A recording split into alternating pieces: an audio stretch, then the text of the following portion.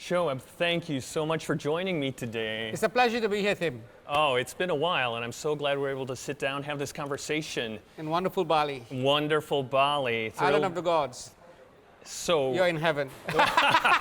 well, I was thinking paradise, so heaven and paradise, that works Yeah, out well said. perfectly. Well, Shoeb, thank you for making the time for us today. We're really excited to speak with you. You know, I think a good question to start is Southeast Asia is really one of the world's most exciting places. So much growth, so many things going on the planet. One of the most exciting regions, certainly. But I want to ask you what you think about the business community. What are you seeing in the business community that excites you? Well, Tim, you're right. Southeast Asia, I guess, it's kind of been in a slow burner for a while, but it's starting to really take off now. I mean, it's a huge market, 600 million people. It's, I mean, if you think about it in terms of a GDP, it's probably the fourth or the fifth largest economy in the world. So I think within the business community, there's really, I guess, several factors that have driven change. In the past, I think most of Southeast Asia kind of were all in silos. Each market was doing its own thing. Suddenly there's a lot more integration. We have the ASEAN Economic Community that's doing well, and I guess there's a lot more intra ASEAN. ASEAN is a association of Southeast Asian nations. Intra ASEAN trade going on. And I think here in Indonesia, really, you've seen the digital economy take off. Right.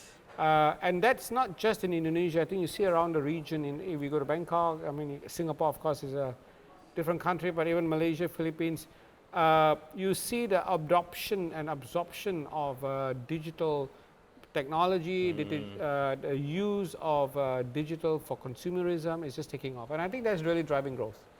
Great, thank you so much. So there's so many things we could talk about, but I know with you and being the founder of the Indonesian Economic Forum, I wonder if you might share with us your thoughts about when the organization started and the change that you're seeing now, Shoeb.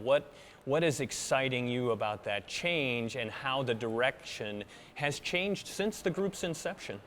Right. So we started in 2014.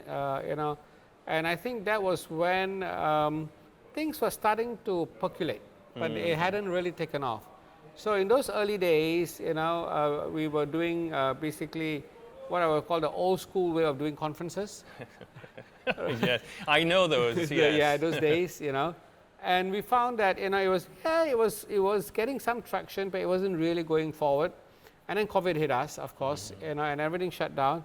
But we pivoted, and that's really when we, in a way, took the forum to a new level because we went digital and we went global, right? And that was also the time when I think global investors were starting to pay a lot more attention to Indonesia and to the region.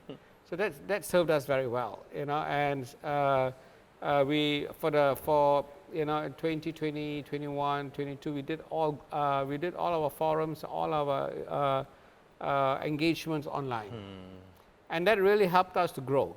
But coming back to what I would call the post-pandemic environment, now it's a hybrid situation. And again, we see that change coming, where the face-to-face is important, but you still want to reach a global audience.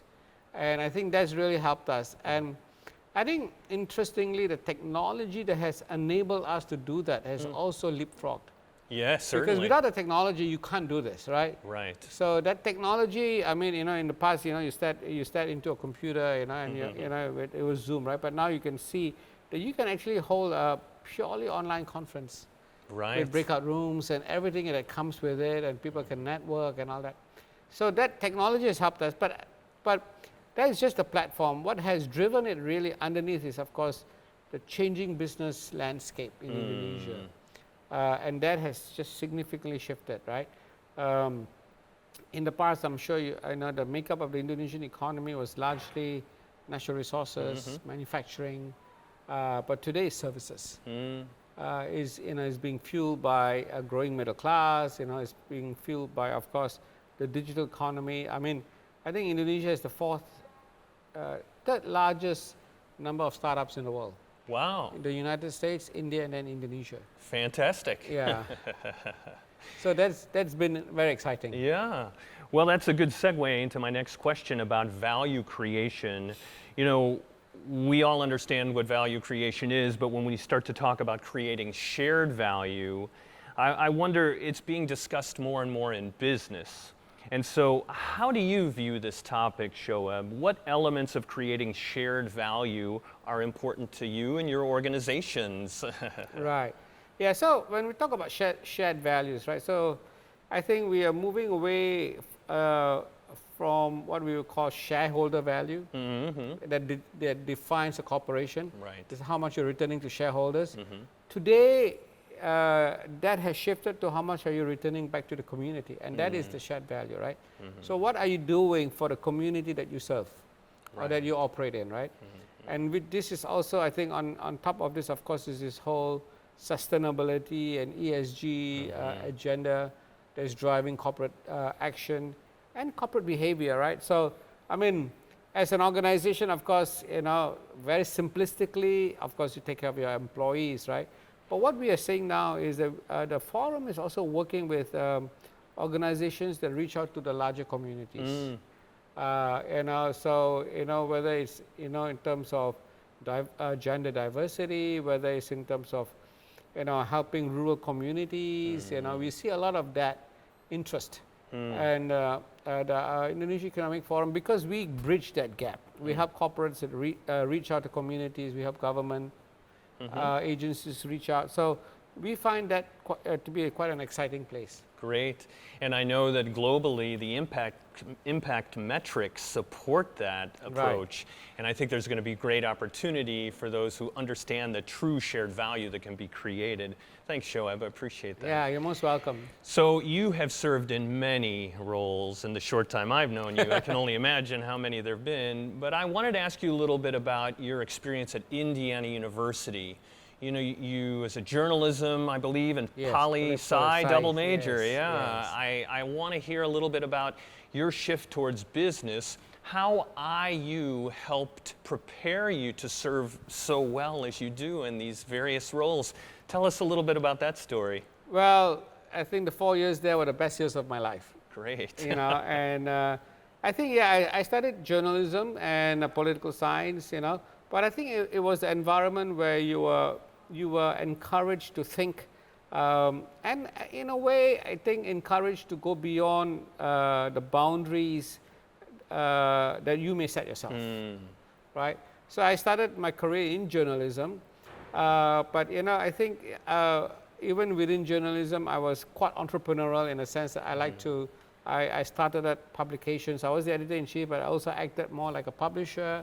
And I think that foundation at IU, I mean, I never went to Kelley. I mean, I didn't do any business classes, but I wished I had.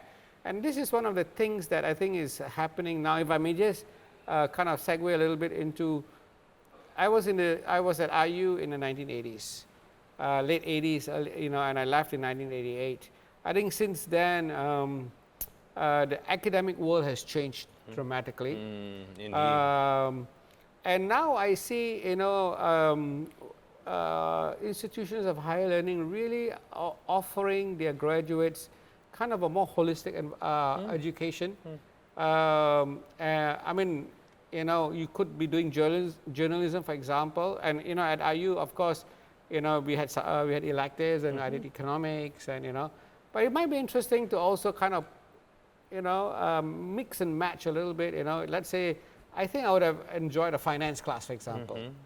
You know. Yeah. But I think, yeah, in that way, that those years at IU, and you know, being able, and also, you know, it's the global environment, right? I mean, it's you mix a lot with people from all parts of the world, and you learn. I think you learn how to keep learning. I think that's what's kept me going. Fantastic. Well, we certainly are hearing from our current students today saying exactly some of the things you just shared with us about they want to try several things, right? And they'll have several careers over their Exactly. time. So we certainly don't want to be an obstacle to success for them. We want to encourage them. But the other piece of it that I know you're so involved with is the alumni Yes. that can be the great catalyst to help them be more successful sooner in their careers. And thanks to Dini Novianti and yes. her great work here in Indonesia, you guys have perhaps the largest, most active alumni network here in Indonesia. Yes. And so that is exciting because that challenges us to continue to learn and grow, right? And we're trying to offer more applied learning pieces to the Exactly. curriculum and get the students more involved. I know Dini works hard to get individuals who are coming to Kelley and coming to Right. IU prepared to be Right. successful. And so I love the idea that we're all helping each other get better. Absolutely. So, Shoeb, I want to thank you so much for your time today. It's been a pleasure catching up again. So good to Thank see you, and yeah, good to see you, Tim, and enjoy Bali. Thank you so much.